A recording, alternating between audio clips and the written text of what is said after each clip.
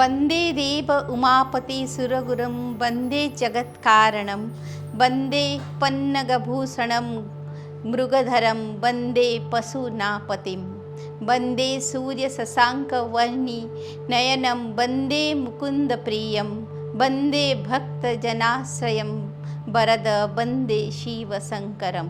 नमस्कार, उदय India digital में आपका स्वागत है। मैं हूँ उपाली अपराजिता।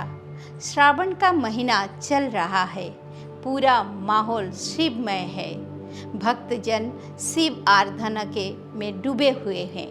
तो मैंने सोचा कि इस पवित्र महीने में आपको शैव दर्शन से संबंधित कुछ गूढ़ बातें आपके सामने प्रस्तुत करूं। भगवान शिव को अजन्मा अविनाशी कहा गया है।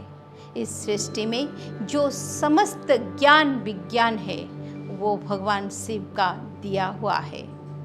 इसीलिए उनका एक नाम आदि गुरु भी है। भगवान शिव को ही परम पुरुष और समस्त सृष्टि का कारण कहा गया है। जब यह सृष्टि नहीं थी तब भी शिव थे, और जब यह सृष्टि नहीं रहेगी तब भी केवल शिव ही रहेंगे।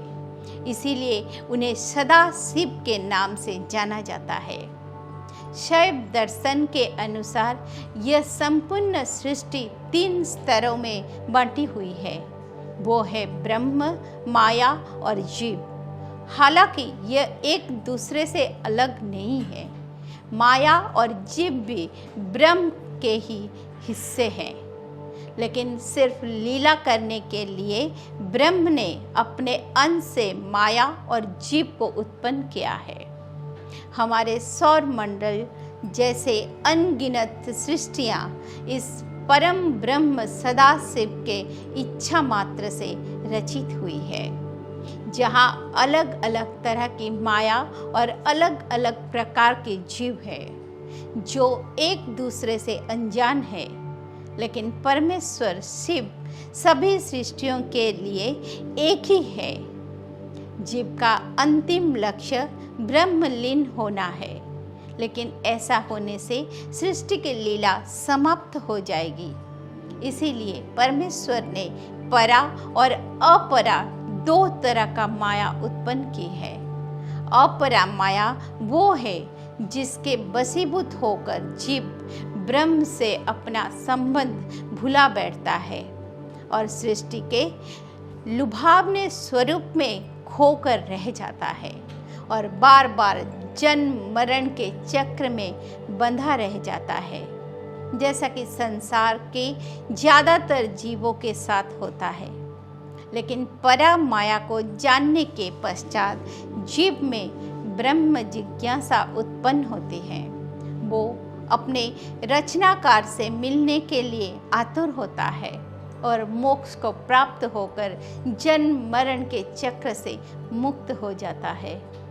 इस संपूर्ण जीव जगत के भी अलग अलग स्तर है, जो कि उत्क्रमण करते हुए एक कोशिकीय से लेकर जलचर, नभचर, उभयचर, स्तन्यपायी जैसे 84 लाख योनियों को पार करते हुए मनुष्य के स्तर तक पहुंचते हैं, जो कि जीव का सबसे उत्कृष्ट स्वरूप है, क्योंकि इसी स्वरूप में वो परा माया को जानने की शक्ति प्राप्त कर पाता है।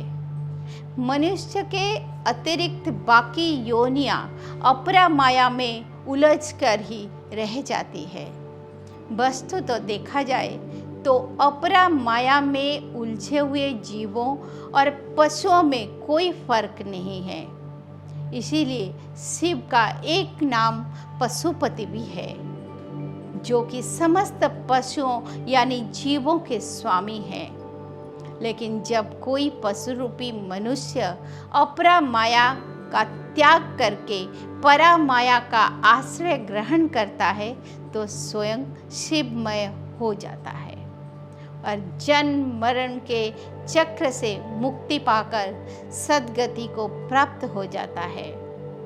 शैव आगम ग्रंथों में ब्रह्म जीव और माया के इस संबंध को समझाने के लिए पशुपत सूत्र बताया गया है, जिसके अधिष्ठाता मुनि नकुलिस है। उनके अनुसार संसार के समस्त पशु यानी जीव माया पास में बंधे हुए हैं। इस माया पास का दूसरा सिरा पशुपति अर्थात परमेश्वर सदाशिव के हाथ में है। जीवन रहते इस माया से छुटकारा पाना संभव नहीं है। इसीलिए माया को ही मोक्ष का माध्यम बनाया जाना चाहिए। यह पशु का धर्म है कि वो माया पास में उलझने यानी अपरा माया में लीन होने की बजाय माया सूत्र को पकड़कर आगे बढ़ता चला जाए, यानी परा माया का आश्रय ले, क्योंकि इसी माया पास के दूसरे सिर पर स्वयं परम ब्रह्म परमात्मा मौजूद है, जो उसके मुक्ति का मार्ग प्रशस्त करेंगे। परा माया का आश्रय लेने का अर्थ है ब्रह्म यानी परमेश्वर को हर क्षण याद रखना और उसे प्राप्त करने की उत्कंठा रखना, जिसे गीता में श्री कृष्ण ने साक्षी भाव में रहना बताया है। वास्तव में देखा जाए तो वेद, शास्त्र, उपनिषद आदि सभी ग्रंथ परा माया के जरिए ईश्वर प्राप्ति के इसी मूल सूत्र को अलग अलग तरीके से समझाते हैं। मुख्य ज्ञान तो एक ही है, ईश्वर को कभी नहीं भूलना और उसे प्राप्त करने के लिए प्रयासरत रहना। इस संसार में ईश्वर को प्राप्त करने की जितनी विधियां हैं वो भगवान शिव रचित विज्ञान भैरव तंत्र में विस्तार पूर्वक बताई हुई है, जिसके कुछ एक सूत्रों की मैंने अभी व्याख्या करने का प्रयास किया है।